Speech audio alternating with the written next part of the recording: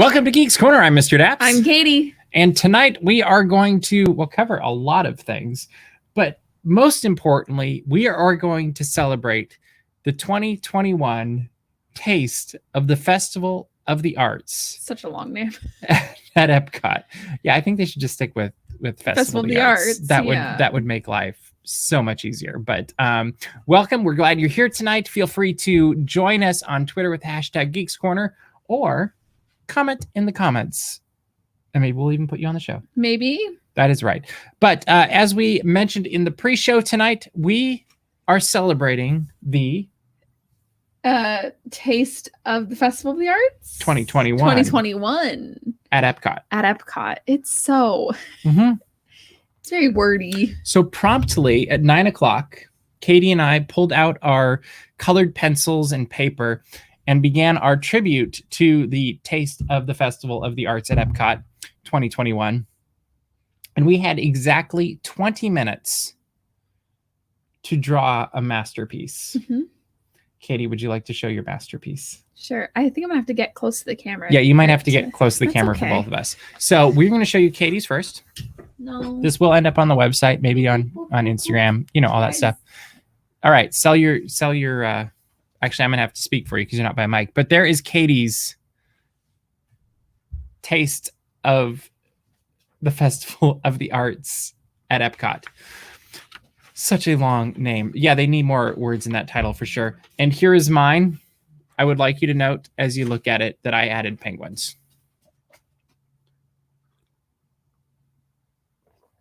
There is mine. Thank you.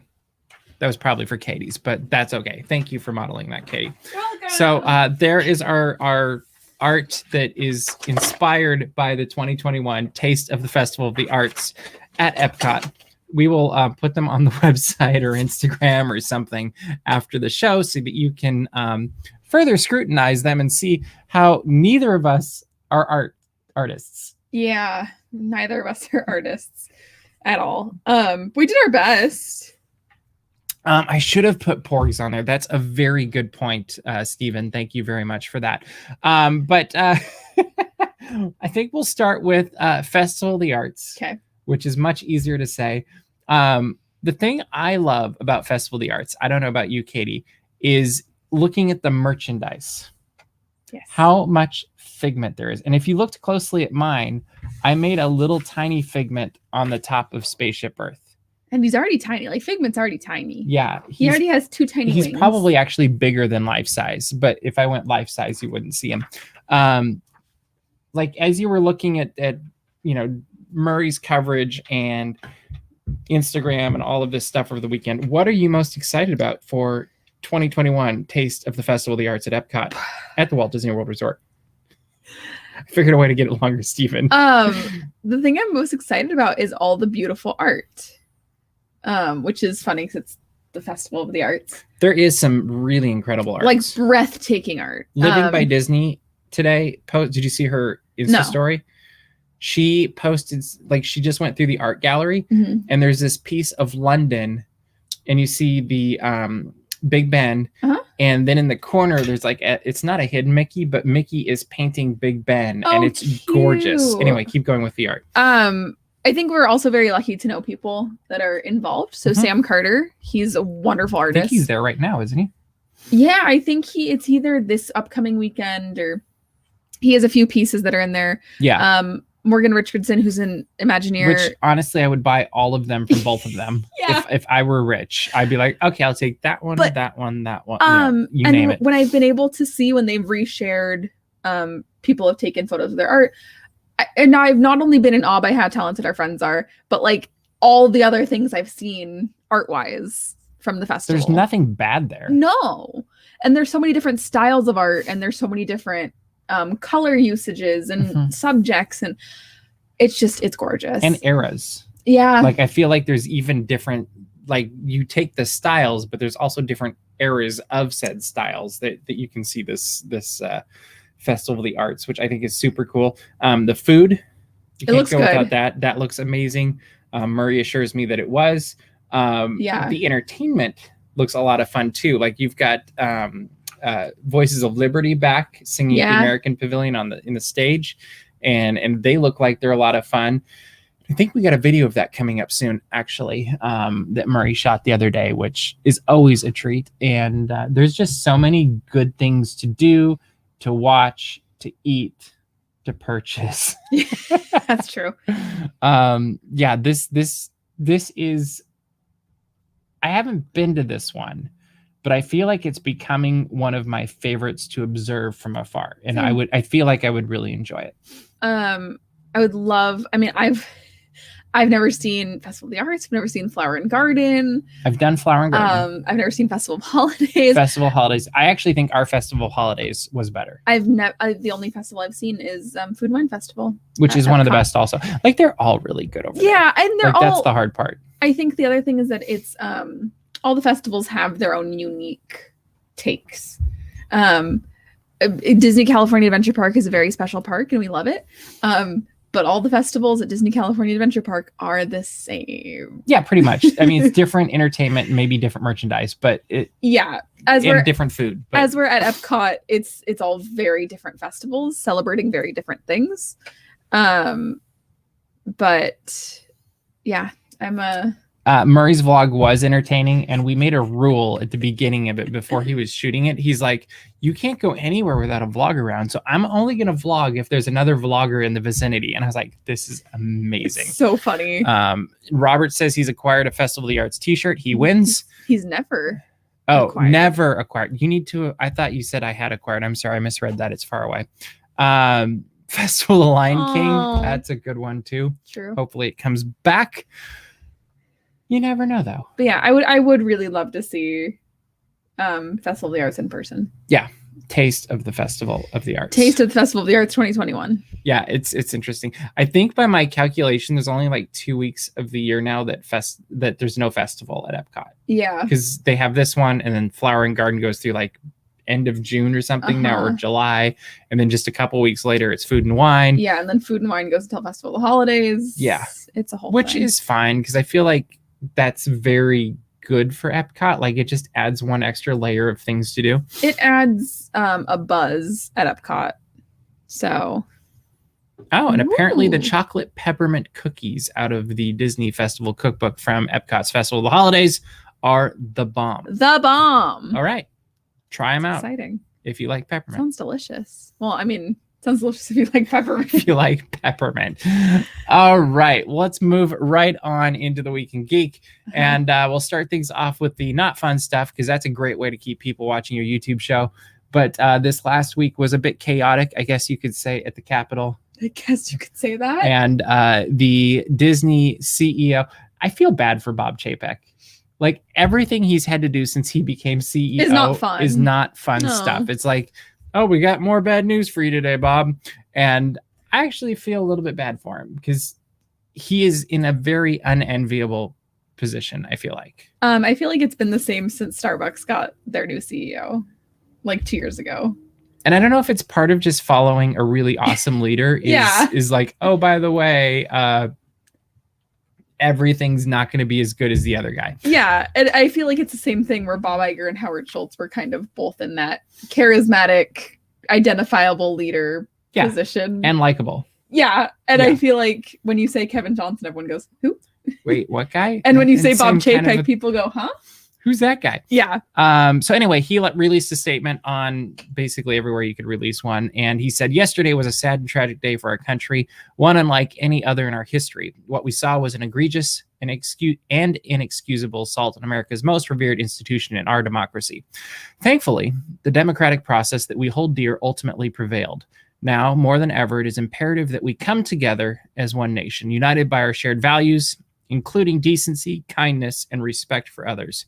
We should seize this opportunity and move ahead with optimism and hope for a better, brighter future for all of America. We 100% agree with that, especially it is very easy to attack people we don't agree with.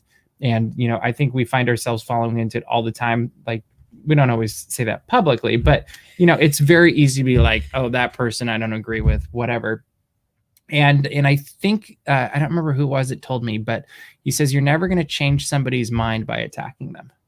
And I think this is the time that we do need to we do need to change minds, especially the people that are like maybe not completely we're sure of where they're going to be.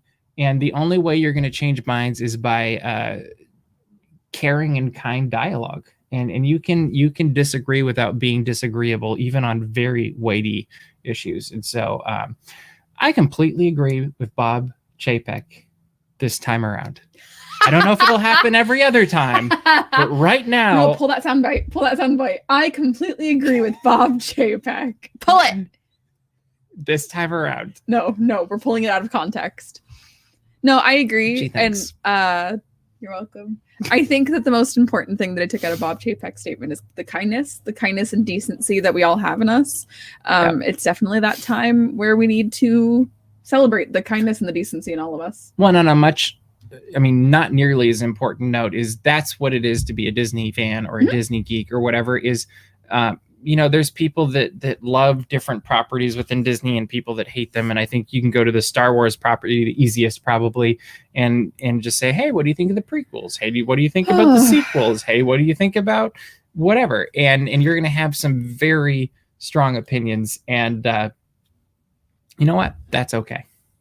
Opinions are good as long as you learn from them and hopefully build each other up with them, right? Yeah. Okay. Can we move along? Please. Thanks. So let's talk about the vaccine that is coming to Disneyland, which I think is great fun. You thought I was going to go to the other one, didn't you? No. I started laughing because this is also sometimes a controversial subject. So you're like, let's move on to more fun things. And it's another controversial subject. Getting a vaccine at Disneyland is pretty awesome.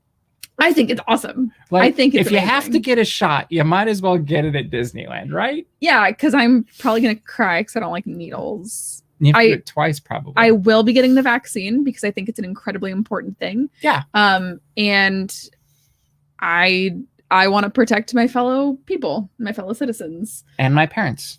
Exactly. Mainly. Like, everybody else too, but mostly my parents. I love a lot of people that are in high risk categories. And so I'm just really excited to get the vaccine as much as I hate needles. I just read Steven's comment. You just read Steven's comment. Bob needs to start every appearance on camera with, I'm Bob Chapek. You may know me from such press releases as... I could have gone down a whole tangent there and you would have loved it and I would never have been invited to a press event again. Oh, don't do that. I won't do it. Yeah, please don't. Everyone's going to want you to do it now, though. I actually like Bob. I like both Bobs. I know. Anyway, keep going. But anyway, if you are in a position to, you should really get vaccinated because it's something very important. And I'm very excited, hopefully, to be able to do it at Disneyland. Yeah, I think that'd be super cool. Because we do live in Orange County. And you do have to get a reservation or whatever it is. So I'm just hoping that you can get an appointment and pick where your appointment is at. Yeah, that's my thing. Because they've said there are going to be other South County locations. That'd be a funny Daps vlog. Getting our vaccination. Happy Sunday, everybody. Today we're at Disneyland in a parking lot. We're about to get our arms pricked. I think that'd be very good. Hopefully, I will be able to get mine soonish. I don't know. Orange County's tiers. I think we're actually kind of in similar tiers for our line of work for my research. I was going to say, we're both essential. Yes. I was reading the Orange County vaccination tier list last night and I didn't understand it. It gets a little weird. Because I was like, well, I could be in that category depending if that's how they're categorizing it. Well, and to be completely honest, I do want the people that need it the most to get it 100%. First. So I'm okay waiting a little bit longer if that means that people really need DAPS calf and DAPS dose. Yes, if they need to get their DAPS dose. As Clocky kills Katie. I should have renamed the show Clocky Kills Katie, episode 5, whatever it is, on Geeks Corner.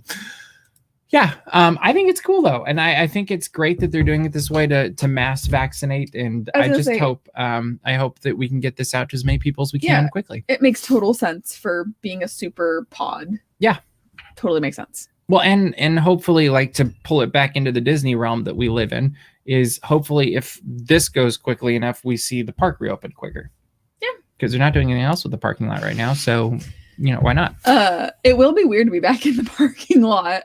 Because that DAPS Vax. That's even better. DAPS Vax. That was good. That's good. Daps Max, Daps Dose. This is done, good. people. Well done. Yes.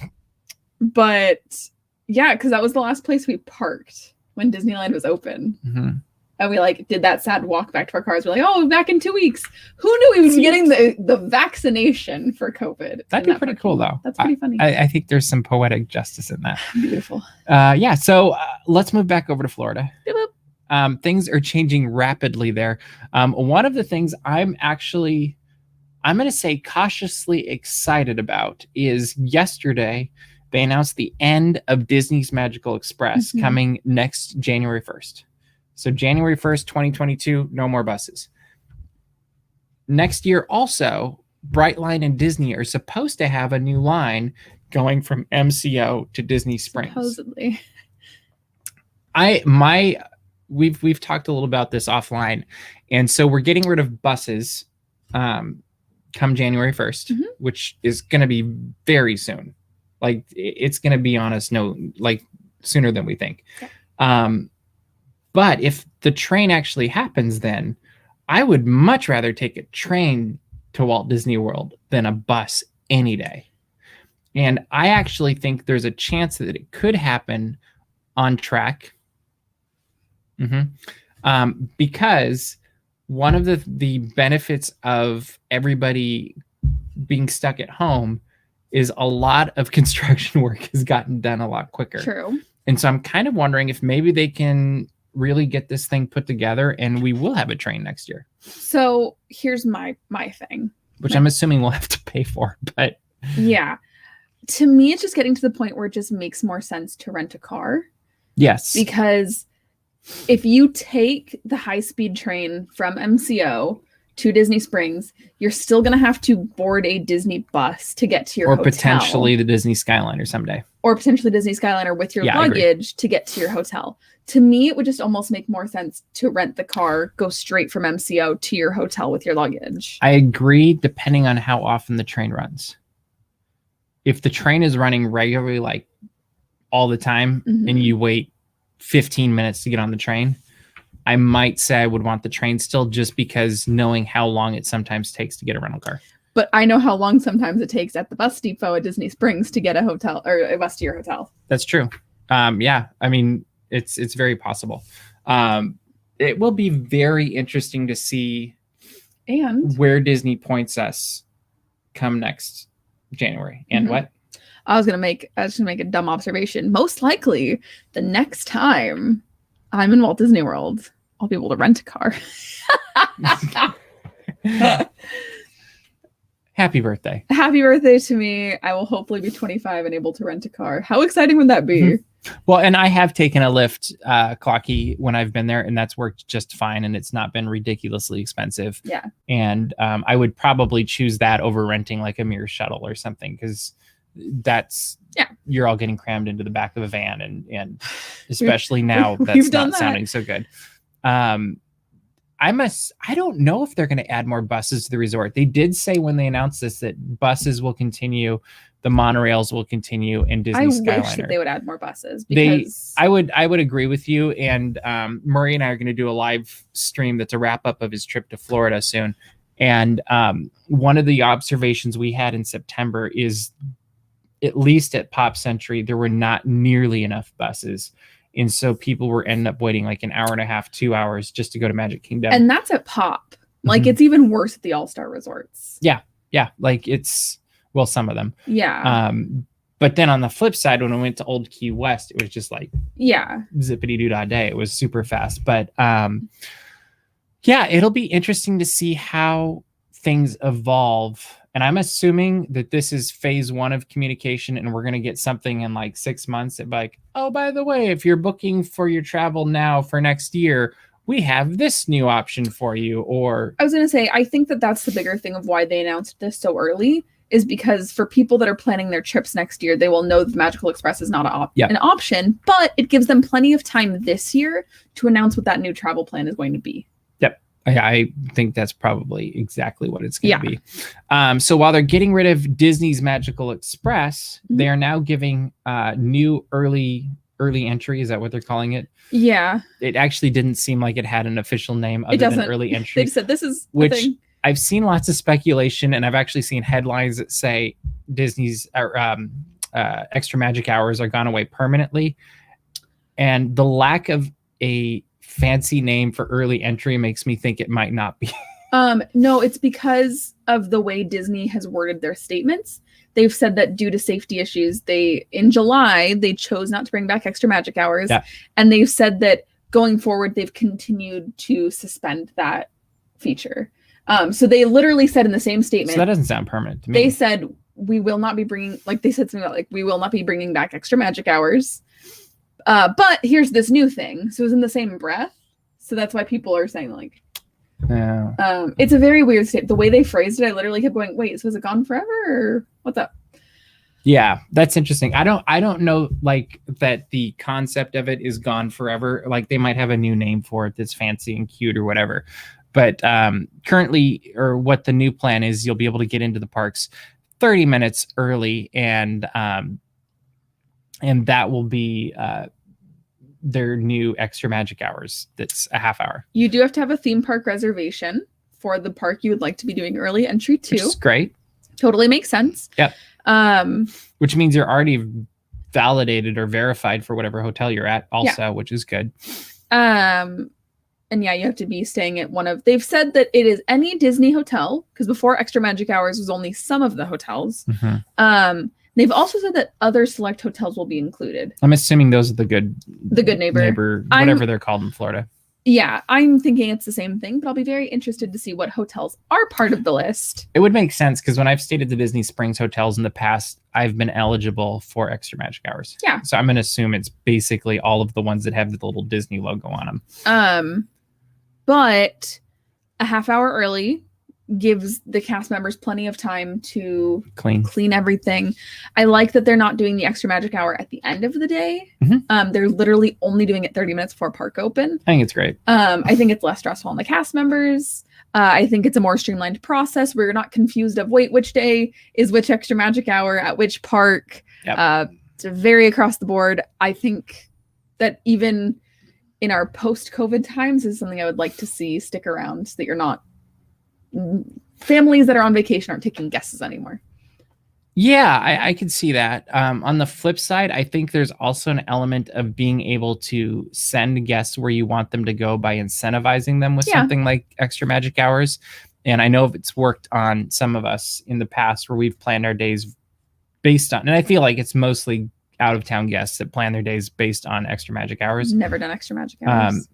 It's a challenge, especially for like Animal Kingdom, because you're like, yeah, it seems like a good idea. I'm like, no, I don't want to get there at 7 a.m. Exactly. And I've done the after hours, like the extra magic hours late, like Magic That would Kingdom. be more appealing to me. So I think there's some incentives to get people to go where you want them to go.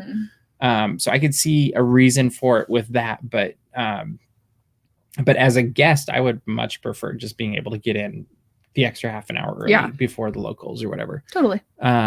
What percentage of the guest population are already staying at Walt Disney? I think right now a lot of them, just from looking. I mean, there's still locals, but it seems like a lot of them, just from our observations when we were there, were coming from hotels to go into the parks, and that will be interesting too, just to see how, as the vaccine. I mean, this is why the vaccine really becomes important. Is how does that change guest flow, guest access, travel, all of these things, because at that point you're going to have more people deciding to make these trips and deciding to go to more populated places that, I think some people aren't yet, and they shouldn't be, and that's fine.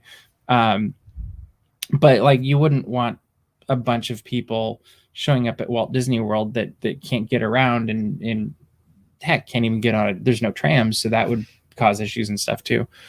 But yeah, it's gonna be very interesting to see how this all plays out. I think it's also interesting that they announced at the beginning of what's going to end up being the 50th anniversary of Walt Disney World later this year. And I'm glad they announced it super early, but you think about it, if they're starting, let's just assume they're starting their 50th on October 1st. Mm-hmm. That's probably going to go at least through the next October 1st, right? Because they're going to want one summer of celebration or whatever. Yeah. And granted, it'll be the 51st summer. Well, it's technically still the 50th. It's technically still the 50th So summer. that works. But they'll probably do an 18-month. Yeah. I would expect.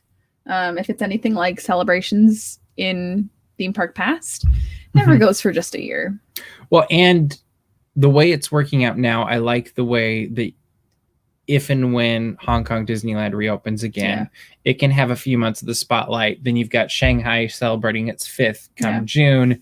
And then you fast forward to October and you've got Walt Disney World celebrating its 50th. And I think you could do a kind of nice global marketing of welcome home again, or welcome back, as people get their shots. And it was just, I haven't gone back and rewatched it yet, but I was just listening to a podcast where they were talking about the Imagineering story, and specifically when Tokyo reopened. I've thought of that lots of times after the earthquake, and I feel like we're going to see such a similar thing happen around the world post-COVID. If you have not watched that part of the Imagineering story, go and watch it. But it was literally about how they had been through all these terrible things with the earthquake, and so many things had been damaged. But Disneyland reopening was this like big sign of everything's going to be okay. Mickey Mouse is here to give out hugs. And while we probably won't have that reality when Disneyland reopens, it's still going to be like, I know that right now I probably would not be able to emotionally watch that part because I think it would destroy me. But I think that there's going to be like this global homecoming. And it's going to be this sign of like, oh, everything's going to be okay. There's Mickey Mouse in the train station, you know? Yeah. Well, and even more, like, as you say that, like the last time we saw Mickey Mouse at Disneyland was at the train station, but waving goodbye. Yeah. And it'll be, which is coming up on a year in just a few weeks. Yeah, I know. A year ago today, we went on Rise of the Resistance for the first time.